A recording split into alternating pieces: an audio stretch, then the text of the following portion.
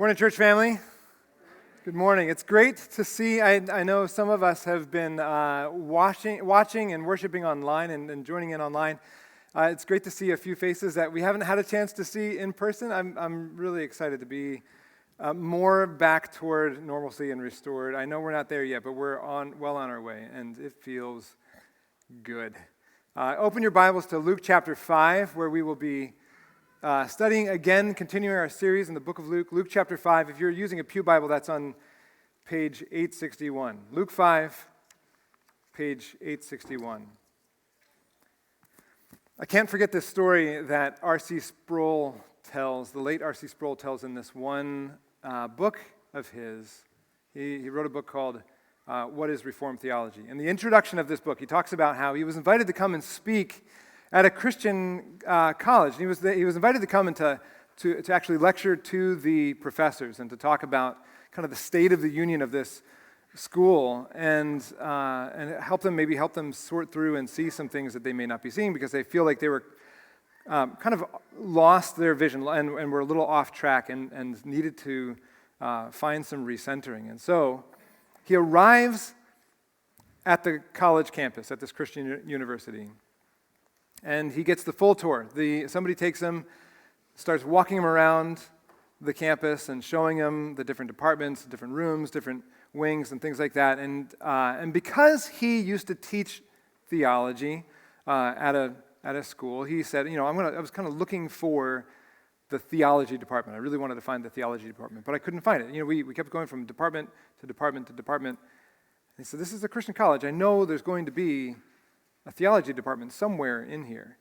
And finally he happens upon it. But he notices something. Where he was in the humanities department, which is like anthropology, the study of man. And in the humanities department, there was one section called religion. And in that one section of religion, there was one department for theology. And he said, that was it. That was the point at which I knew where exactly they had lost their sense of reality, their sense of self, and their real touchstone to what it is that we're about and what it is that we're doing. And so, think about that image then, right? I mean, think of it in in an org chart. Anthropology, one department of that, religion, and then of that, one department of that is theology. And theology is what? The study of what? God, right. Theology proper is the study of God. And he said, we are so upside down, right? When we get to the point where we view God as one department of our life. But isn't that true of a lot of us? We tend to approach God in that kind of fashion. And even when we think about our week, think about the way we spend, think about our thought life and the way we invest, we tend to view God as one part of our life. And he says, when things are right, when things are proper, you flip that upside down completely, and you see that all of this is God. All of this is a study of what God is, who God is, what he has done, what he is doing in the world. And you are just one minuscule part of that. Mankind is just one part of that, and we're just one fraction of that. And every bit of us, every part of us is completely informed. Every part of us is completely under the reign and rule of God, the realm of God. But we tend, almost like a child laying on his back in a field at night, looking up at the stars. How could a child understand the cosmos in any other way but to think that it's all centering around her or him, right? And that the sun is spinning around us here on earth. You have to get a view outside of yourself to realize reality. So my question for you this morning would be, is it possible that in some way you have compartmentalized God into some subsection of your life, and have said, God, you're like, this is you. You stay here, right? Is it possible that even when we try to flip our life and say, no, all right, Lord, I want for you to reign. I know you are Lord. And these are some of the things that Luke has been showing us. I know you are Lord. I know you're in control, just like Peter said. So when we get to that point, is it possible that even still, we don't want to actually let him in to every aspect of who we are and have full reign of every department of our life? Think about the human existence in different realms or different departments. So think about who you are emotionally, who you are. You're an emotional being, you're a social being, you're a physical being, you're a spiritual being. Think about the different realms of the human existence, the realms of your heart. And there are times when we try to keep God in the spiritual part and not let him out, like not let him rule and reign over the other things as well. And so before we even get into this text, I want to ask you, think to yourself, like what parts of my life are there certain relationships that I have that I'm not allowing God to actually rule over? Are there movies that I watch that I don't want him having any business telling me what to do or not do or see or not see? Or is there music that is there ways that I spend my time? Are there what realms of my life? Are there certain emotions that I carry around that I feel like I need to have them because they define me? I am this person, and I don't want God to actually change that part of me. Are there certain parts that we have said, God, I want, like, you're okay here. You're not okay. Like, stay in your closet. Don't bother, like, when I'm in the living room with this person, you stay in the closet. I want to be there in the living room with that person. Is that possible? We're going to see in the text today, you're going to see a transformed life. And you're going to see how God is glorified in transformed lives. But he's never satisfied to have just one part of the person. So look with me. Look how we see this in this sweet little passage, this interaction.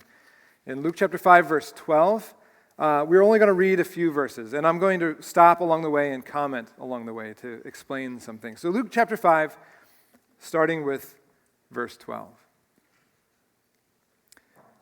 Luke says, while he, this is Jesus, while he was in one of the cities, there came a man full of leprosy.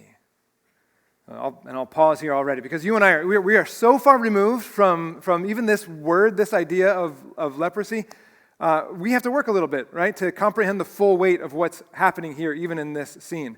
And when you understand leprosy, when you understand what's at stake, even the first phrase, when he was in one of the cities, that starts to, it kind of turns you on your head a little bit. So our word today, our word for leprosy today, it typically refers to one specific disease that is known as Hansen's disease. That's the disease, when we think of classic leprosy, we think of Hansen's disease. Hansen's disease is where you start to lose sensation in parts of your body. You start to lose your ability to feel, your sense of feeling. And your skin starts to rash up and scale up, and your body begins to reabsorb, actually like physically reabsorb the cartilage, especially like beginning in your hands, and so your fingers will kind of like be reabsorbed back into your body.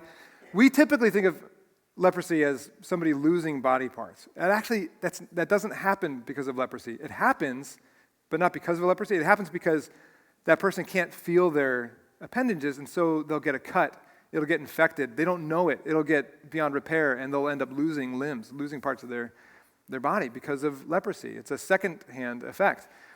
But in the Bible can refer to leprosy in a whole range of skin issues, like psoriasis, even eczema, which is pretty common, leukoderma, or it could refer to modern-day Hansen's disease, leprosy. anything that seemed like a rash that was kind of uncontrolled. And leprosy, the root word lepis, literally means scale, like fish scales, scale or scaly. And since they couldn't tell the difference, they were all treated the same. They were all treated as if it was the worst case scenario, all treated as if it was Hansen's disease, because they weren't sure, and they needed to keep the camp safe. And so this person who would contract leprosy was treated in a certain way. And leprosy, one of the hardest parts about it was that leprosy was seen as an indictment by God. If you read through the Mishnah and the Talmud, which are early rabbinical, like ancient rabbinical writings, they said that God chooses to strike somebody with leprosy because of an inward sin problem that person has. And so it was automatically assumed that if you've got leprosy, you are the worst. You deserve every bit of it. Shame on you, get away from us and go and wallow in your pity.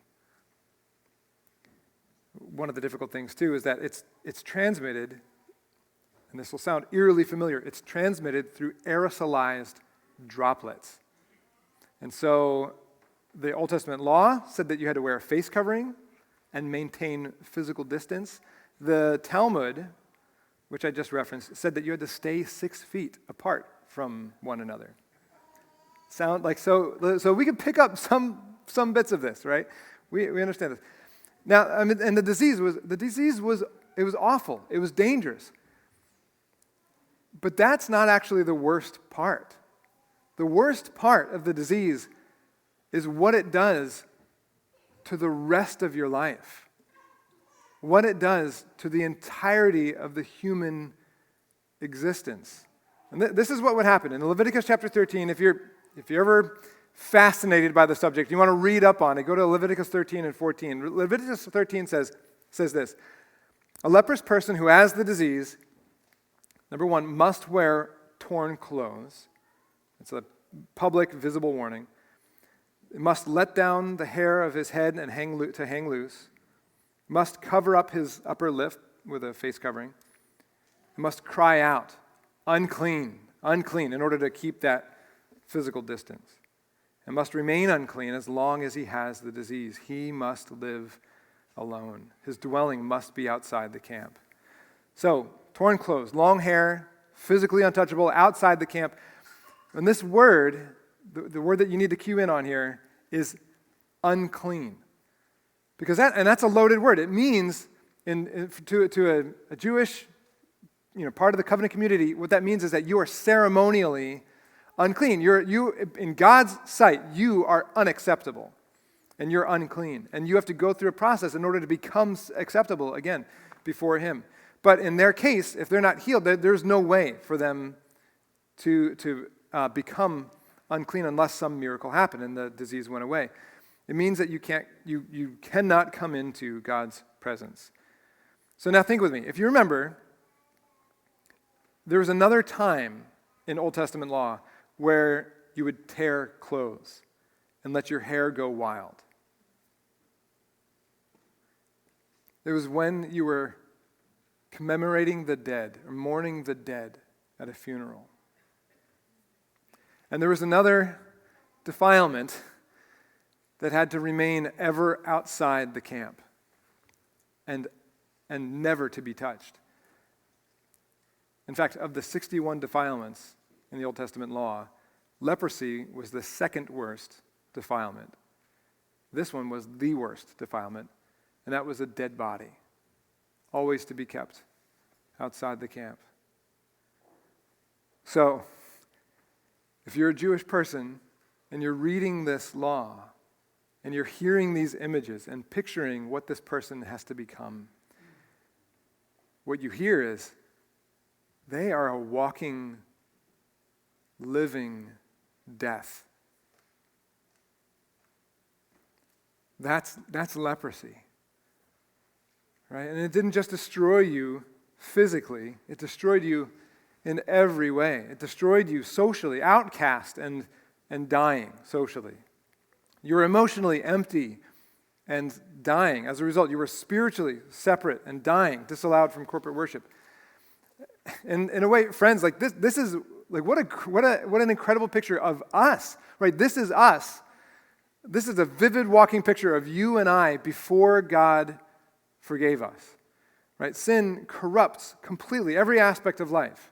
Every bit, every corner of your existence is affected and tainted and made toxic by sin. This is why the Lord would often use leprosy as a depiction of sin. Sin is debilitating.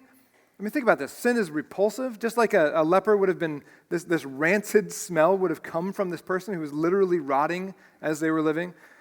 Sin contaminates others. Sin destroys community. It cuts you off from God, cuts you off from people. It's incurable. Corrupts man, makes him essentially dead while alive. This is a picture of the human being before the forgiveness of God. That's a perfect picture of you without Jesus. And Luke, our doctor, right? He's the only one of the synoptic gospels who is writing about this man, because the other gospels have him in there, but they just call him a leper. Luke looks at him and says, no, he was actually, the word is literally covered in leprosy. He's full of leprosy, our translation says. So it was head to toe for this guy. Advanced case, it's not getting any better. It's all over. And in this first line, the picture that you need to get is one of utter hopelessness. This man, he has no hope. But sorry, I'm getting choked up already. He's not beyond hope, is he? Right? What does he do? Verse 12. And when he saw Jesus, he fell on his face and begged him. And I love this phrase. Every word is perfect. He says, Lord, that's good. Lord, if you will, you can make me clean. I want you to let that last word hit you. Knowing now what you know and what leprosy does, think about the intentionality of that last word. Lord, if you will, and every word in this phrase is weighted. Lord, if you will, you can make me clean. Now, the man does not come and say, Lord, if you will, you can heal my skin. You can make me healthy and well again. And that would be true, right? And I have a feeling this guy utterly believes, completely believes that Jesus is capable of healing his skin and taking away the leprosy. He knows that's important, but that's not what he asks. What he asks is that Jesus would make him clean, which now, when you realize your heart just aches for this poor man. He doesn't just want to be restored physically. He wants to be restored in every way. He wants to be restored back to his family. He wants to be hugged again. He wants to go to worship with God's people. He wants to be welcomed back into the covenant community. He wants to be clean, to be acceptable to his creator God again. And he's got nothing to lose, everything to gain. So he comes, right? And it makes me think, what can we learn from him? What a marvelous scene this is. And in him, when you think about this, and you think about your own heart, and how do I respond? What do I do when I feel myself kind of like battling for certain sections and subsegments of my life and saying, God, you can have this. I don't want you to, how do I get to this point? Look at him. Look at this man. You see in him all these evidences. Number one, you see in him these evidences of humility, right? Where it says he fell on his face. He pled to the Lord. He put himself, in other words, at the full mercy of Jesus. He calls him Lord, which is significant. And you see in him these evidences of trust. So there's this humility, there's this trust. He doesn't say, if you will, can you? He says, what does he say? No, he doesn't say, if you can, will you? He says, if you will, you can. So he knows that Jesus is capable. He knows he's able to do this. But what he doesn't know, I love the integrity that's here, what he doesn't know is if Jesus is going to do it.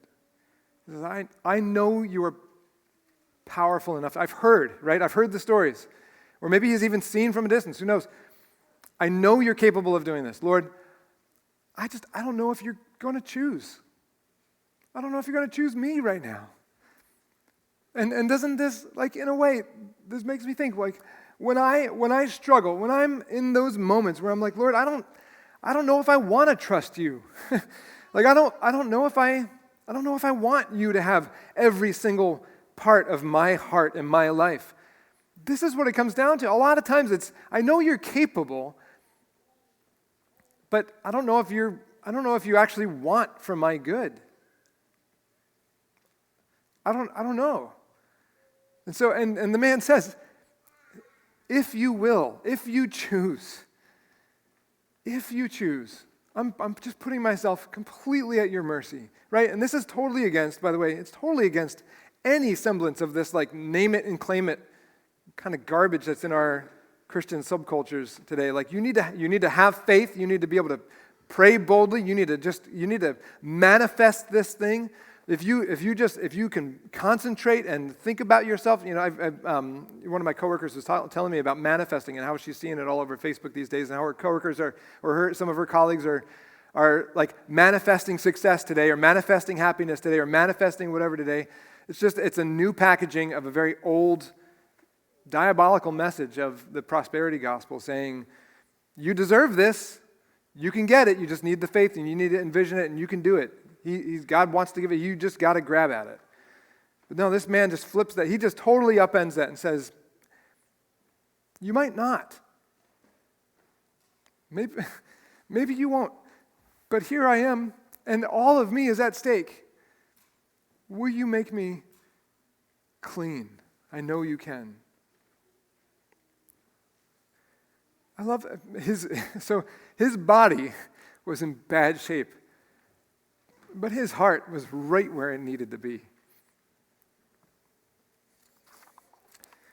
Friends, this man isn't some, like, unclean human specimen for our pity. He's an exemplary model for our imitation, right? To bring us close to Jesus, to show us where true faith begins, where true faith thrives every day. It's right here in this kind of humility and all-out trust. The man was pretty naked and bare and laid out before Jesus at this point. Every part of him was at stake, and he knew it. He says, Jesus, just take it, take me. I trust you, right? It makes me think of that great old hymn, Come Ye Sinners, and which has been in my mind a lot lately because there's a Celtic rendition of it that I love, and St. Patrick's Day is coming up, and I love Irish music. So I've been hearing this in my head, Come ye sinners, poor and needy, weak and wounded, sick and sore. Jesus, I love this, Jesus, ready, stands to save you, full of pity, love, and power. And how does Jesus respond? Is this so fitting? How does Jesus respond? Jesus stretched out his hand and touched him, saying, I will be clean. And immediately the leprosy left him. I will be clean. Oh, could you imagine what it would have felt like to hear those words, right? For this man to hear, I will. I want for this. I desire this for you. I want this for you, right? So here's this man who for a good chunk of his life has been hearing, hey, I can't, right? Buddy, get away, I won't. And here Jesus says, I will. How awesome would that have been for him to hear these words? How could that have felt to his heart to be acknowledged in that way, right? And then beyond that, could you imagine what it would have felt like to be touched with his hand, right? Like for him, this man who hasn't been touched probably in a year or years, hasn't been touched at all, and here this physical hand reaches out and in power and compassion touches him and heals him. Power flowing through him. And anybody who's watching that scene in this moment, because he's a follower, right? We know already that he's got disciples. He's got a group, kind of this gaggle, this rat pack of guys that are now following him around, that are watching him do everything and learning from him do everything. And they're seeing this unclean man, and Jesus goes right up to him. And they're thinking, don't get close to him. Don't touch him. And what does Jesus do? He reaches out and he touches him, which would have just blown their minds and flipped everything, right? Because in their minds, the unclean is contagiously unclean. Anything unclean, according to the Old Testament, anything unclean, when something else touches it, becomes unclean.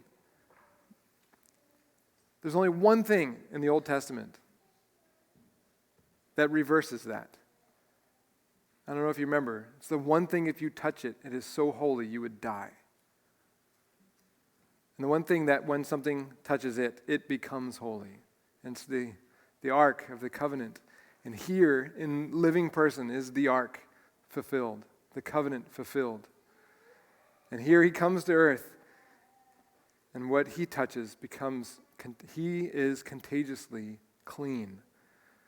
And what he touches, he makes clean. So Jesus says, my son, he basically says to this man in this action, everything that makes you unclean, everything that makes you repulsive, everything that separates you from God and separates you from others,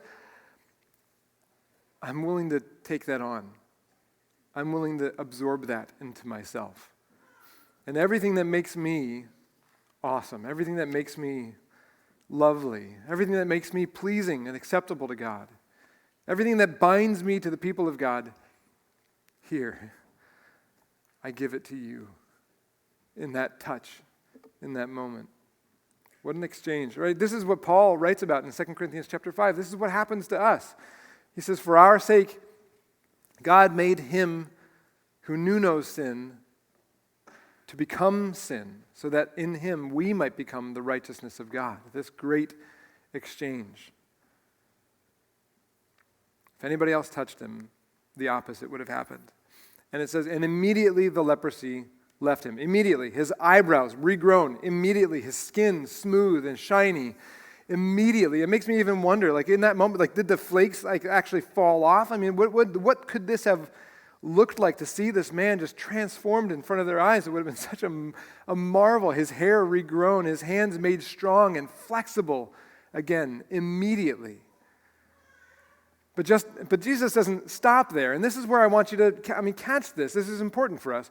Verse 14. What happens? Look at verse 14. It says, and this is kind of one breath. You have to understand it in one take. And he charged him to tell no one, which he's done before, but this is related, I think. He charged him to tell no one, but go and show yourself to the priest and make an offering for your cleansing, as Moses commanded, for a proof to them. Now, and I think this is one of the most important parts. We tend to think the most important part just happened when the man was healed. His skin was healed. But let me make an argument. I think what is about to happen is just as significant, maybe even more significant. And this is why. If he can get to the priest, and if the priest's not a fan of Jesus, which a lot of them weren't, right? A lot of them were threatened by him. They felt threatened by him. So if he could get to the priest before word got out about what had happened, and if the priest could look upon him and examine him, according to Old Testament law, he could be considered clean, and he would be declared clean. And what we learn is that these lepers who were declared clean were given a certificate by that priest. Sometimes it would be in the form of a little clay tablet that you could carry around on your person, or even put on a string around your neck, so that you could show people. So imagine an ex-con being released from prison, wanting to do business or wanting to come into your house and do some work. And in your mind, you're thinking, well, I don't know if I could trust this guy, right? But for somebody else to give a word of reference and say, he is a completely different person. He's utterly transformed. I am behind him. I highly recommend him. He did work for me or whatever. Then you'd have that like reference, right? And that's what's happening here.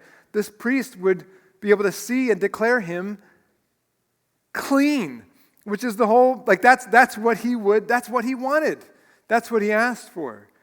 And in that moment, he wouldn't just be restored physically only, he would be restored spiritually, made acceptable and holy to God. He would be restored socially, able to hug his family, able to be meaningfully employed, able to go get food in the markets and laugh with friends again. He would be restored emotionally. Completely, right? Jesus is transforming a life, and he's not satisfied to change just one part. What I love, if you go to Leviticus, in chapter 14, the following chapter, God's talking about what to do when somebody gets to this point, and the process that you would need to go through. It was actually this 8-day process. I don't want to get into too many details here, but I could totally nerd out about this because it's just this awesome picture where the man or the woman would actually have to shave their eyebrows, shave their entire head, shave their entire body, and be in this set apart season of rededication for 8 days.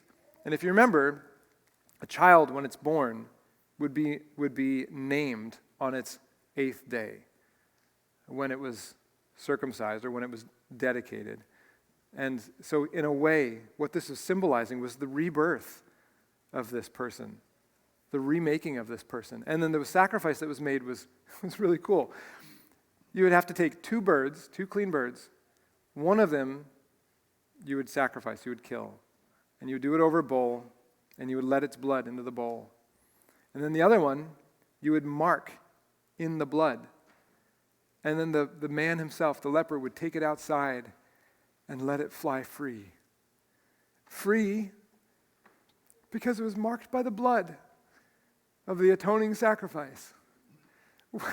What a cool picture is leprosy for you and me who have the opportunity, or maybe if you're here today and you're just exploring Christianity, this is what it means to be a Christian, to put your faith in the sacrifice of Jesus Christ, marked by his blood, so that we can be free. And so that we can be completely healed and made clean in every aspect of our existence. God is glorified in transformed lives, but he is never satisfied to have just one part. He wants it all. And if we had any right thinking about us, we would want to give it to him. He's the best one to have it. So this man came to Jesus desperate and looking for help. Jesus heals him, wants to heal him, steps toward him, right? But he doesn't just heal him in one way. He heals him in many ways. I'd even say in every way. If you look at this as a picture of yourself, it'd be like Jesus saying, listen, I actually want to get involved in your mess. I know you're a mess. But I'm willing. I want for this.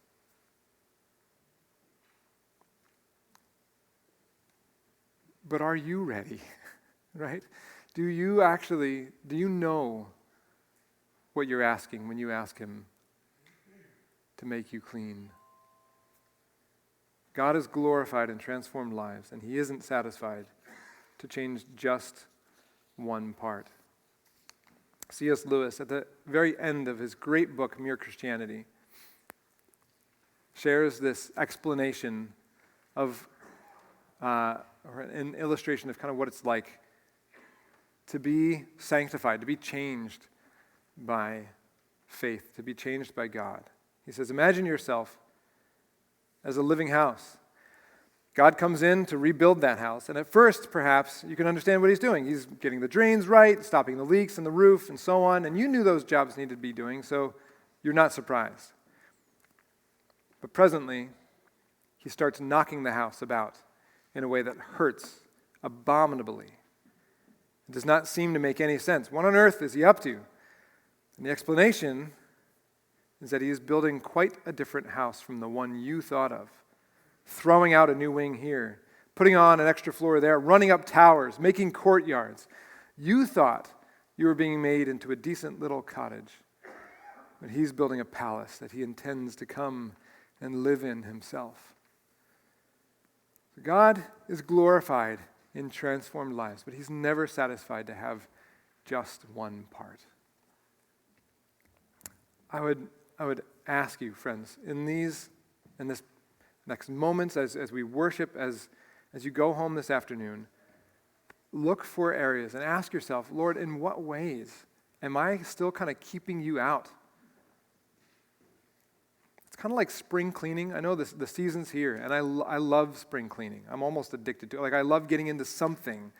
But the problem is, you want to clean off one of the shelves in your closet, what ends up happening is your entire bedroom gets overhauled because you pull out one thing, and then you have to move something else. You have to, and then you end up moving all the furniture, dusting, vacuuming. Everything gets upended because you need to get to that one part.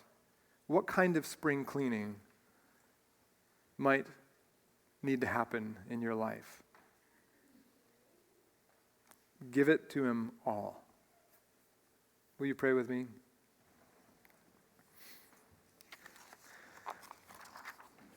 Jesus, I love this picture of you here in this passage where you're our high priest, you're our great high priest, but you, like no other priest before you, you can do what no other priest can do. You can actually make us clean.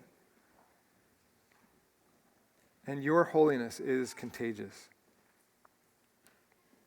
Lord, I pray, would you help us to kind of furrow out what areas of our life we still feel like we hold on to and protect and disallow you. I know you are such a gentleman, and don't bully your way in.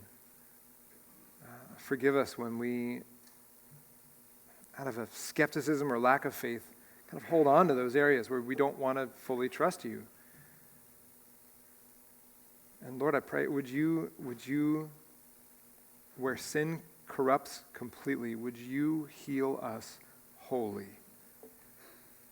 In the name of Jesus, I pray. Amen.